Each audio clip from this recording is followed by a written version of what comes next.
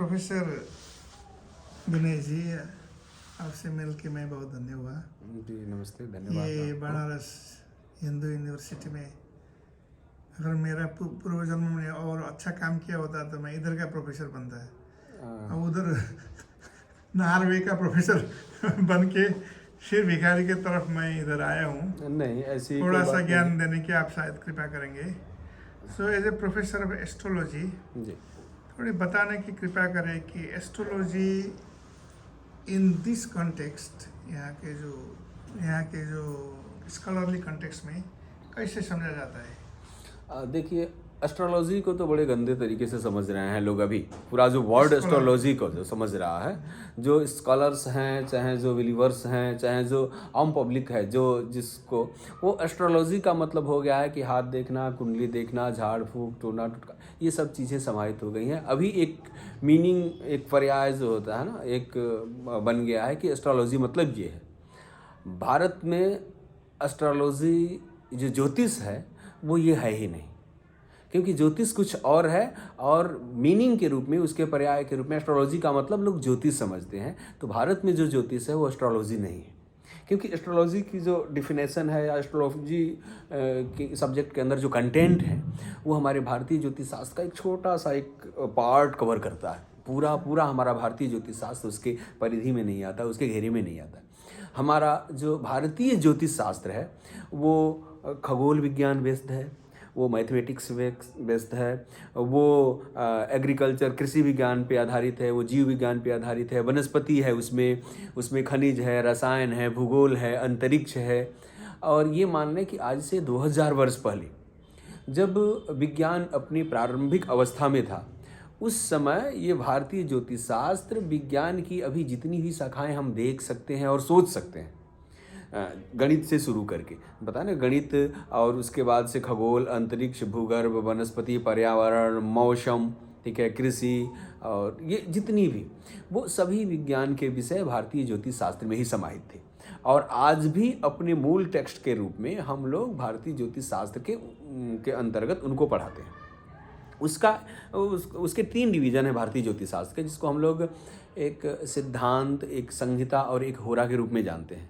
तो सिद्धांत जो है वो एस्ट्रोनॉमी है, बिल्कुल, और एस्ट्रोफिजिक्स कह लें, एस्ट्रोनॉमी कह लें, जियोफिजिक्स कह लें, जियोलॉजी कह लें, ये सब सारी चीज़ें इस ज्योतिष शास्त्र के अंतर्गत, ज्योतिष के सिद्धांत के अंतर्गत आती हैं, जिसमें हम आकाश में विद्यमान जितने भी ग्रह नक्षत्र हैं, ये जो गैलेक्सी है, ये प्लैनेट्स हैं, स्टार्स हैं, ठीक है, उनके बारे में सारा कैलकुलेशन, सारी ग्रह गणनाएँ होती हैं।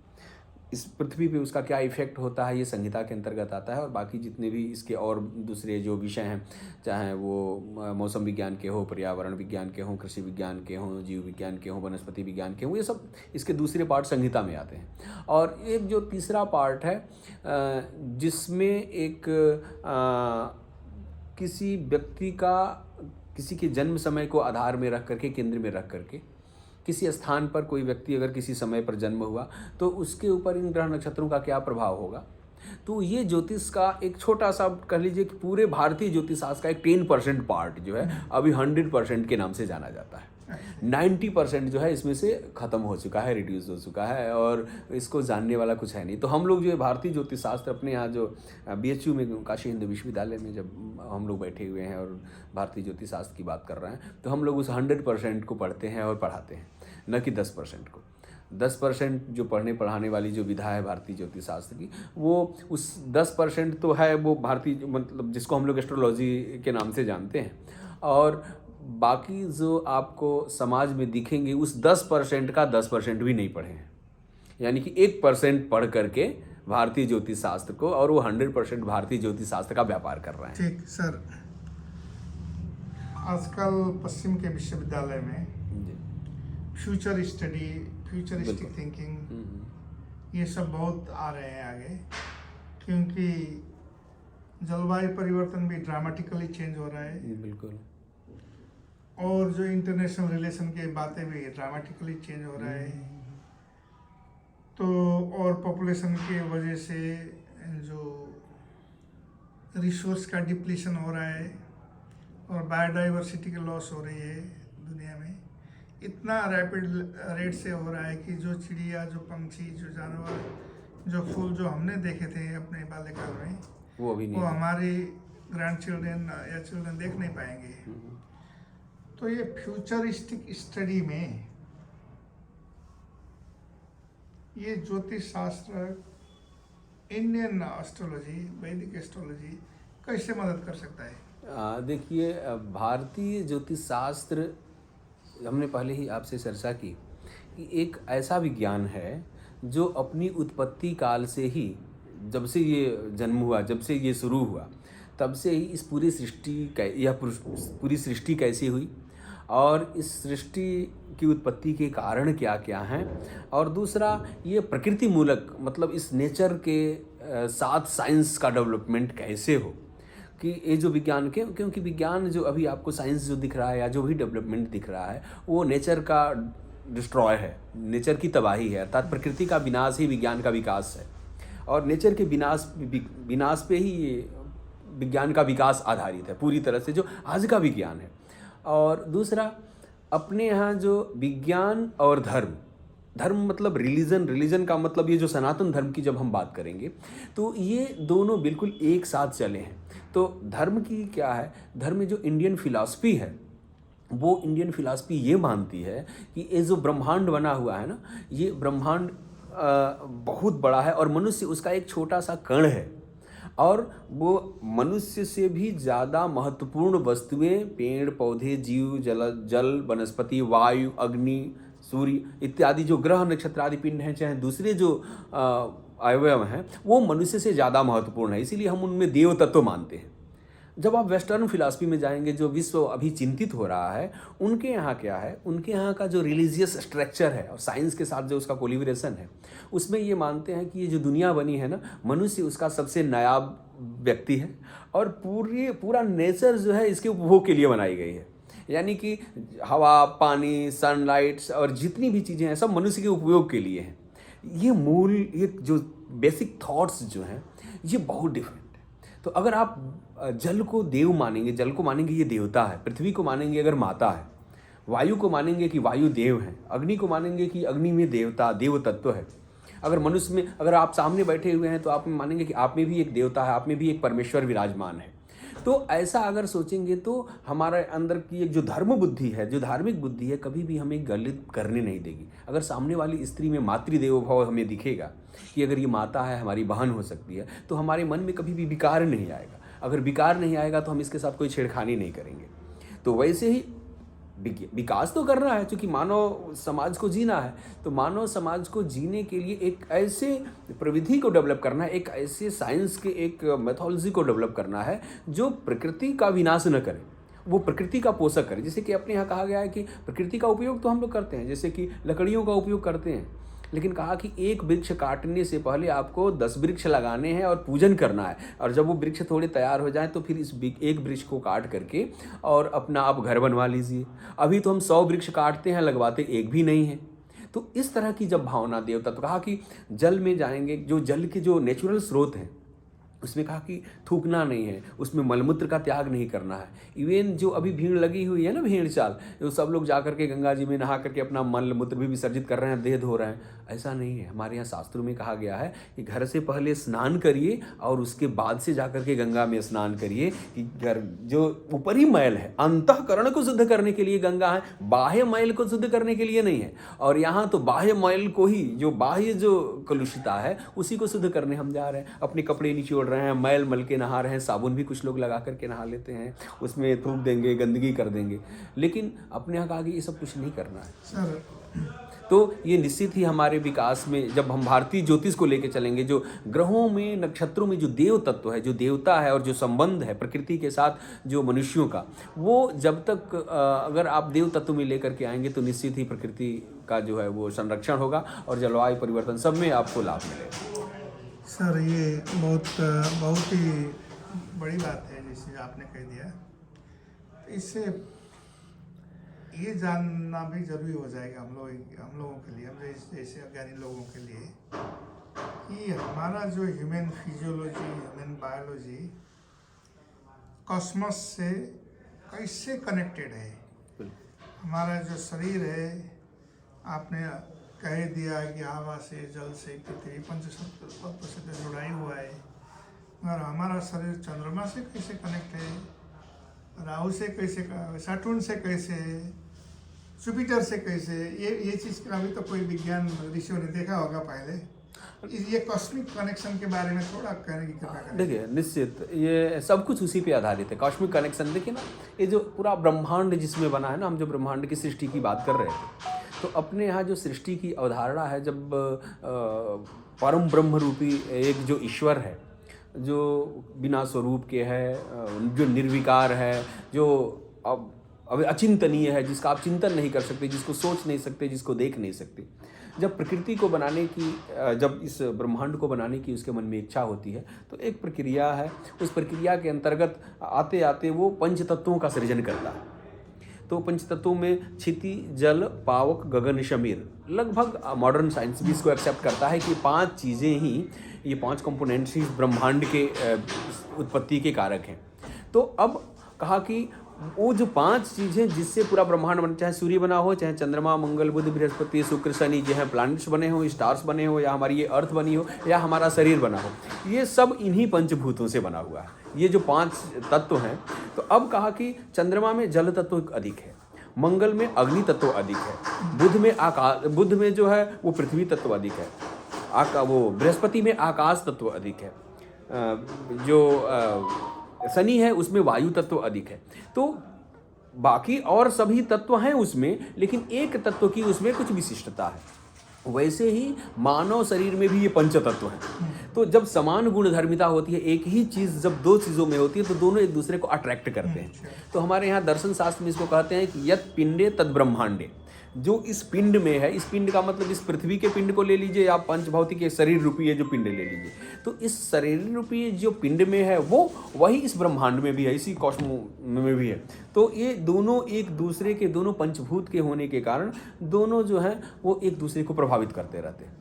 ब्रह्मांड जो है हमको प्रभावित करता रहता है, और चूंकि हमारे अंदर उसकी मात्रा बहुत कम है, इसलिए हम ब्रह्मांड के तत्वों को वैसे प्रभावित नहीं कर पाते, लेकिन अपरोक्ष रूप में तो प्रभावित करते ही करते हैं, और हम उससे प्रभावित होते रहते हैं। तो दोनों का जो एक कनेक्शन है, ये पंचभूतों का ही है, पंच तत्वों का ही है, और पंच तत्वों के नियंत्रण से ही हमारे शरीर में विकृति भी होती है। हमारे यहाँ ज्योतिष शास्त्र जो मानता है कि अब अगर जल तत्व की कमी हुई, चंद्रमा खराब है आपका, तो इंडिकेट कर रहा है कि आपके अंदर जल तत्व जन्य कुछ विकार है। अगर मंगल खराब है, तो ये इंडिकेट कर रहा है कि आपको अग्नि तत्व से संबंधित कोई न कोई दोष आपके अंदर है। अगर बृहस्पति खराब है, तो इंडिकेट कर रहा है कि आकाश तत्व से संबंधित कोई न कोई विकार आपके शरीर में है। अब वो आकाश तत्व किस किस ऑर्गन्स को, किस किस इंटरनल कंपोनेंट्स को वो इफेक्ट करता है, तो वो बहुत डीप में जाएंगे तो उसकी बात अलग होती है वो। तो निश्चित ही हमको इस तरह से सोचना होगा, और यही हमारे सृष्टि का सिद्धांत है, और इसी सिद्धांत के आधार पर सारे विज्ञान और सभी ये जो हमारे दर्शन शास्त्र की जो प्रणालियां हैं, दर्शन शास्त्र के जो नियम है, वो विकसित हुए हैं। जैसे पश्चिम में प्रोफेसर जो नादिर है, थोड़ा सा रोक लें उसको, कॉल आ रही है तो। सर, जैसे पश्चिम के भी जो वैज्ञानिक लोग, जो प्रोफेसर लोग हुए हैं, जैसे प्रोफेसर नादिर, वो कहते हैं कि ब्रेन के डिफरेंट जो पार्ट है, डिफरेंट पोर्शन है, और लिम्बिक ब्रेन है, कॉर्टिकल ब्रेन है, उसके भी कहीं कहीं है, हिप्पोकैम्पस है, एमिगडाला है, क्या क्या है, they have a 1-to-1 correlation with different planet. ऐसा भी आता है ना? निश्चित। हमारे यहाँ देखिए, हमारे यहाँ जब राशियों का लेंगे तो ये राशियों का भी डिवीज़न किया गया है। तो राशियों की 2 तरह से डिवीज़न है, उसको हम लोग काल पुरुष कहते हैं। तो कहा कि मेष राशि जो है वो सिर में है, वृष राशि जो है मुख में है, मिथुन राशि जो है वो हृदय में है, और उसके बाद से कर्क राशि जो है वो सिर्फ उदर में, पेट में है, कर्क राशि, और उसके बाद से कन्या राशि जो है वो कमर में है। इसी तरह से 12 राशियां हमारे शरीर में विभक्त हैं। मकर राशि, ठीक है, मकर राशि जो है पैर में है, ठीक है, जंघे में, ये जो थाई है, हाँ इसमें, ठीक है ना, इसमें है। तो उसके बाद से कुंभ राशि घुटने में है, मीन राशि फिर पैर में नीचे चली जाती है, मकर। तो ये बताया कि ये मकर राशि जो है, ये सभी राशियां जो सिर से लेकर के और पैर तक डिवाइडेड है। और ये इसके अतिरिक्त जो बाह्य तत्व हैं, और जैसे कि सूर्य जो होता है हमारे बोन्स को रिप्रेजेंट करता है, मून जो होता है हमारे पूरे ब्लड को रिप्रेजेंट करता है, मार्स जो होता है वो हमारे मसल्स जितने भी हैं वो उनको रिप्रेजेंट करता है। और उसके बाद से बुध जो है, मरकरी जो है, वो हमारे स्किन को रिप्रेजेंट करता है। और उसके बाद से जो बृहस्पति है, ये हमारे यहाँ जो वशा है, जो वो मज्जा है, जो बोन मैरोज इत्यादि हैं, उनको रिप्रेजेंट करने वाला वो बृहस्पति है। और उसके बाद से शुक्र जो है वो वीर्य को रिप्रेजेंट करता है। शनि जो है नर्वस सिस्टम को, पूरे नर्व्स को रिप्रेजेंट करता है। तो इस तरह से ग्रहों का बना हुआ है, ठीक है। तो अब ये जो ग्रह हैं, ये सबका कनेक्शन कहीं न कहीं से ये हमारे बॉडी के एक एक पार्ट से है। तो उसके अलावा भी जब हम लोग कुंडली में देखते हैं तो कोई राशि और ग्रह जो है नाक का कारक है, कोई कान का कारक है, कोई दाहिनी आँख का कारक है, कोई बाईं आँख का कारक है, कोई सिर का कारक है, कोई दांत का कारक है, कोई जिह्वा का कारक है। तो अब इसका वर्गीकरण पूरी तरह से उसमें किया गया है कि कौन ग्रह, कौन नक्षत्र, कौन राशि और कौन भाव किस प्लैनेट से कोरिलेट हो रहा है। कुछ जगहों पे तो स्थिर रहता है, फिक्स होता है, कुछ जगहों पे वो चेंज होता रहता है अकॉर्डिंग टू पोजीशन। तो इस तरह से सभी ग्रह, नक्षत्र और राशियाँ एक दूसरे पे ऊपर प्रभाव डालती हैं। तो हमारी पूरी बॉडी पार्ट पे उनका इफेक्ट होता है। और जो ग्रह खराब होता है वो पार्टी थोड़ी सी गड़बड़ होती है, उस पार्ट में थोड़ा सा कोई ना कोई विकार होगा, कोई रोग होगा, कोई डिजीज़ होगा, वो थोड़ी सी कमज़ोर होगी। और जो प्लैनेट्स या जो राशि, जो साइन और जो भाव मजबूत है, वो भाव भी पूरा अच्छा मजबूत होगा। अच्छा, तो ये तो हुआ हमारे इंडिविजुअल बॉडी और उसके रिलेशनशिप्स टू प्लैनेट। शुरू में मैंने आपसे भी पूछने की प्रयास शुरू की थी कि जैसे इन लार्जर स्केल में चेंजेस हो रही है, जैसे क्लाइमेट चेंज, हम साइंटिस्ट लोग उसको कितना फंडिंग फ्लो हुआ है, कितना टेक्नोलॉजी डेवलप हुए है, कितना अंडरस्टैंडिंग हुई है, कितने मेजरमेंट एंड मॉनिटरिंग हुए हैं ग्रीन हाउस गैसेस की, फिर भी उसको फिक्स नहीं कर पाए हम लोग जैसे लोगों से वो होगा ही नहीं। तो हाउ एस्ट्रोलॉजी, जो समग्रता में जो आपने बोला कि वो बड़ी picture, how astrology can be helpful to mitigate climate change. देखिए, क्लाइमेट चेंज के लिए जो सबसे पहले हमने जो सिद्धांत आपको बताया, जो प्रिंसिपल्स बताए और जो रूल्स बताए, उनको फॉलो करना जरूरी है। क्यों? क्योंकि हम मनमाने तरीके से विकास भी करते रहना चाहेंगे और मनमाने तरीके से रहेंगे भी और चाहेंगे कि प्रकृति हमसे उसका बदला न ले, ये संभव नहीं है। अगर हम प्रकृति को छेड़ेंगे अनियंत्रित रूप में, ये प्रकृति आपके उपभोग के लिए है, लेकिन एक संतुलित मात्रा में। जैसे कि अगर आप गाय का दूध निकालते हैं, अगर अपनी माँ का दूध पीते हैं, तो एक सडन एक लिमिट के बाद, अब 4 घंटे तक गाय का दूध निकालते रहेंगे तो उसमें दूध के बाद वो ब्लड निकलना शुरू हो जाएगा, उसके मांस निकलने शुरू हो जाएंगे और वो बहुत दिन तक सर्वाइव नहीं कर पाएगी। तो इसलिए हमें संतोषपूर्वक उनसे उतना ही मात्रा में उसका दोहन करना है जितने से वो उसका जीवन चलता रहे। तो वैसे ही हमें विज्ञान का सेकंड टेक्स्ट और ये हमारे सभी पुराणों में देखने को मिल जाएगा। जितने भी हमारे 18 पुराण हैं, all the things are mentioned in our Puranas और वेदाज और उपनिषदाज, सभी टेक्स्ट में ये सभी मेंशन है। हमारे भारतीय ज्योतिष शास्त्र में भी है। ये गंगा जी के लिए ये ज्योतिष शास्त्र में जब हम लोग भास्कराचार्य को पढ़ते हैं, भास्कराचार्य के सिद्धांत शिरोमणि को पढ़ते हैं, तो वहाँ पर प्रकृति के बारे में, गंगा जी के बारे में, नेचर के बारे में जो चीज़ें कहा, बृहत संहिता में बाराहमिहिर ने जो कहा कि क्या भाव होना चाहिए, कितना लेना है, बृहत संहिता या बाराहमिहिर, बाराहमिहिर। तो ये जब इन टेक्स्ट को पढ़ेंगे, इसमें ये प्रकृति के स्वरूप के बारे में कहा गया है, प्रकृति का कितना दोहन करना है, कितना आहरण करना है और कितना फिर हमें देना है उसको, ठीक है। तो ये सारी विधियां बताई गई हैं। जल के साथ क्या संबंध है, क्या भाव होना चाहिए, और दूसरा हमारे पुराणों में जो लिखा हुआ है। तो इनको समझ करके अगर हम वो भाव विकसित करेंगे तो निश्चित ही हम पर्यावरण को भी प्रदूषित होने से बचा पाएंगे। और चीज़ों को हमारा स्कूल सिस्टम में, यूनिवर्सिटी सिस्टम में, in addition to western, so called western science, कैसे लाया जाएगा? देखिए, ये तो जहाँ भी जिस भी सिस्टम में लेकर के आना है, वहाँ की जो गवर्निंग बॉडी होती है, वहाँ की जो मैनेजमेंट कमेटी होती है, उनको बैठ करके विचार करना होगा कि सस्टेनेबल डेवलपमेंट चाहिए या फिर वैसा डेवलपमेंट चाहिए, वैसा विकास चाहिए जो स्थिर हो। तो अगर वैसा कुछ चाहिए तो बैठ करके योजनाएं बनानी होंगी। और पूरा विश्व समुदाय इसमें देख भी रहा है भारत की तरफ कि वेदों से कुछ इस तरह का सूत्र वो दे दे जिससे कि ये चिरस्थायी ये दुनिया बहुत दिनों तक संरक्षित रह सके और हमारे मनुष्यों के जीने के लायक रह सके, पशु पक्षियों के जीने के लायक रह सके। नहीं तो जिस तरह से ये असंतुलित हो रहा है पर्यावरण, मनुष्य जीवन की बहुत कुछ हजारों साल बाद आप कल्पना नहीं कर पाएंगे। ठीक है। तो ऐसी स्थिति में उसको नियंत्रित करने के लिए जो एक सूत्र बताए गए हैं हमारे वेदों में, वेदांगों में, हमारे ज्योतिष शास्त्र के ग्रंथों में, उनके प्रिंसिपल्स को अगर हम आज के वो उसमें जानेंगे, उनके पाठ्यक्रमों में डालेंगे, जब एक भाव उत्पन्न होगा तो हम, जैसे कि देखिए आपके यहाँ लाइट चली जाती है तो हम 50 डिग्री टेम्परेचर में भी रह लेते हैं, लेकिन अगर लाइट रहती है तो फिर हम एसी ज़रूर ऑन करते हैं। यानी कि अभाव में हम रह सकते हैं, ऐसा नहीं कि हम जीवित नहीं रह सकते।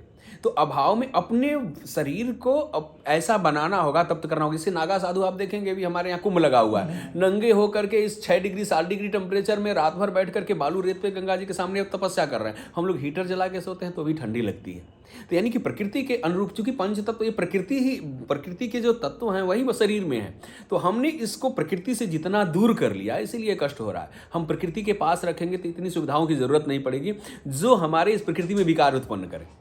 हम प्रकृति से दूर होते गए और इस प्रकृति अपने आसपास एक नेचर, एक जो आर्टिफिशियल नेचर क्रिएट करने का हमने जो काम किया, वो आर्टिफिशियल नेचर जो है वो एग्जैक्ट जो नेचर है उसमें वो कुछ न कुछ प्रॉब्लम्स क्रिएट किया, और वही जो है वो हमें डिजास्टर की तरफ लेकर के जा रहा है। तो उसको संरक्षित करना होगा, तो निश्चित ही हमें भविष्य में उससे चीज़ें ठीक हो पाएंगी। इसका अगर इसको राइट किस्म से समझा जाए तो ये जो सारे सूत्र जो आपने इंकित किया उसको पहले ढूंढना चाहिए कि कहाँ ये ढूंढ करके रखा हुआ है, ये ढूंढने की जरूरत नहीं है। जैसे स्कूल में तो सब कुछ तो पढ़ाया नहीं, सब कुछ नहीं पढ़ाया जा सकता। तो फॉर सेलेक्टिव एक्सट्रैक्शन, हाँ बिल्कुल, वहाँ से लाया जाए। क्लास 1 में क्या पढ़ाया जाए, क्लास 2 में क्या पढ़ाया जाए, क्लास 10th में क्या पढ़ाया जाए, रिसर्च लेवल पे क्या पढ़ाया जाए। उसमें सेकंड इनसाइट क्रिएशन, वो तो सिर्फ इनसाइट तो देता है, इनसाइट तो बिल्कुल इनसाइट देता है, प्रज्ञा देता है। उसको इनसाइट क्रिएशन में कैसे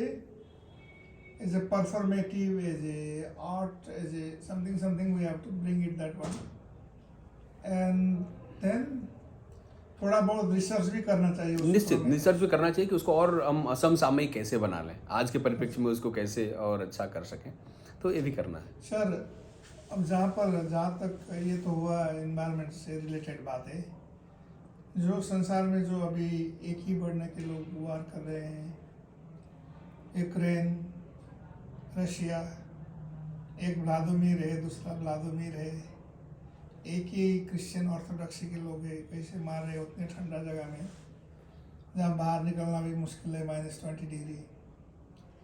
इधर इजराइल में देखिए एक ही अब्राहम की संतान। देखिए अब ये जो इंटरनेशनल रिलेशन है ना, इसमें ये शास्त्र कैसे मददगार हो सकता है? ये शास्त्र ही मदद कर सकता है और कोई शास्त्र मदद नहीं करेगा। क्यों? क्योंकि अपने शास्त्र में ये सबसे बड़ी बात है ना, किसी को छोटा नहीं समझा गया। अयम निजः परोवेति गणना लौचित सम, ये मेरा है और ये आपका है, ऐसी कोई भावना ही नहीं है। हमारे पर है यत विश्वम भवति एक नीडम, पूरा विश्व ही एक परिवार है, विश्व बंधुत्व की जहाँ पर भावना है। माता भूमि पृथो हम पृथिव्या, जब इस पृथ्वी को आप मान लेंगे तो इस पृथ्वी का जितने भी लोग होंगे सब आपके भाई हो गए। तो भाई की तो कोई हत्या करता नहीं। तो जब मातृभाव आप लेकर के आएंगे इस प्रकृति के साथ, तो और दूसरा क्या है कि उनके यहाँ एक दूसरे को तो मार ही रहे हैं। जैसे कि पहले तो था कि एक धर्म के लोग दूसरे को मार रहे हैं, तो एक धर्म में लिखा हुआ है कि अपने धर्म का प्रचार प्रसार करो, और जो आपके धर्म को नहीं मारता है उसको मार दो। एक पंथ ये भी है, तो वो जिहाद बोलते हैं या क्या शब्द बोलते हैं, कौन कौन से शब्दों का प्रयोग करते हैं। तो वो उस तरह की जो बातें उनके यहाँ लिखी गई, एक तो अपने यहाँ सनातन धर्म में इस तरह की कोई बातें नहीं है। और कहा कि सबको समान रूप में, एक ही परिवार का 4 व्यक्ति 4 देवताओं को मानता है और एक ही परिवार में रहता है। कोई गणेश जी की पूजा करके आता है, एक जो है हनुमान जी का रोज दर्शन करके आता है, एक शिव जी का दर्शन करके आता है, रहते चारों एक ही जगह है। और जब शाम को कीर्तन होता है तो जो दुर्गा जी का होगा उसमें भी 5 होंगे। तो जो यहाँ बहुदेववाद है, जो ना एकेश्वरवाद नहीं, तो ये सब मत प्रपंच होते हुए भी सबका ईश्वर हम लोग मानते हैं कि एक है, जो परम ब्रह्म है वो एक है। तो उसी तरह से जो दूसरे लोग हैं, जो एक पिता के संतान होते हुए भी जो उनके मन में वैमनस्यता की भावना है, क्योंकि उनके यहाँ जो जीवन मूल्य नहीं पढ़ाया गया। उनके यहाँ एक भाई को दूसरे भाई के साथ व्यवहार करना चाहिए नहीं बताया गया। यहाँ तो भाइयों और माता पिता को छोड़िए, यहाँ तो ये भी लिखा गया है कि शत्रुओं के साथ कैसा व्यवहार करना चाहिए। हमारे यहाँ पुराणों में लिखा हुआ है कि शत्रु के साथ व्यवहार कैसा करना है। तो ये मानव जीवन का एक जो स्ट्रक्चर है ना, एक संबंधों की जो परिभाषा है, कैसे किया जाता है इसमें? देखिए शत्रुओं के साथ, देखिए शत्रुओं के साथ व्यवहार की ये बताया कि शत्रुओं के साथ भी शत्रुता मर्यादा में रह करके करनी है। अच्छा। उसे पता होना चाहिए, जो दंड देने वाले को पता होना चाहिए कि जिसको मैं दंड दे रहा हूँ उस किस अपराध के लिए दंड दे रहा हूँ और किस अपराध के लिए कितना दंड दिया जाना चाहिए। ऐसा नहीं है कि जो अपना भाई है तो इस अपराध के लिए उसे क्षमा कर देंगे और दूसरा बगल वाला मिल गया तो उसकी हम हत्या कर देंगे। तो ये जो न्याय की जो परिभाषा है ना, ये शत्रुओं के साथ व्यवहार का मतलब है कि ये जो शत्रु है उसके साथ भी मर्यादा है। कि अब जैसे कि हम लोगों ने तय किया कि हम लोग लड़ाई करके और निपटेंगे। तो आप रामायण देखेंगे, महाभारत देखेंगे, सूर्यास्त हो गया, शंख बज गया तो दोनों पाली के लोग एक साथ बैठ करके एक ही थाली में खाते थे और फिर अगले दिन हम सूर्योदय के साथ युद्ध करने के लिए तैयार हैं। भाई जो जीतेगा वो, उसका मत जो होगा, उसकी जो सत्ता होगी, उसके विचार जो होंगे वो समाज में प्रवर्तित होंगे, ठीक है। लेकिन उसके लिए निर्दोष लोगों की हत्या करना, गांव को जला देना, लूटपाट करना, एक ऐसे मिसाइल का प्रयोग करना है कि पूरे देश के लोग तबाह हो जाए, जिनका उस युद्ध से कोई लेना देना नहीं है। वो तो सिर्फ आपके अधिकार क्षेत्र में रहे, दूसरे के अधिकार क्षेत्र में रहे, उनको तो उससे कोई लेना देना नहीं है, ठीक है। तो ऐसे लोगों को ये जो विचार हैं वो विचार सार्वभौमिक हमारे यहाँ बहुत बताए गए हैं। तो इनको देख करके सोचने से सारी समस्याओं का हल हो जाएगा। ये तो बात तो है।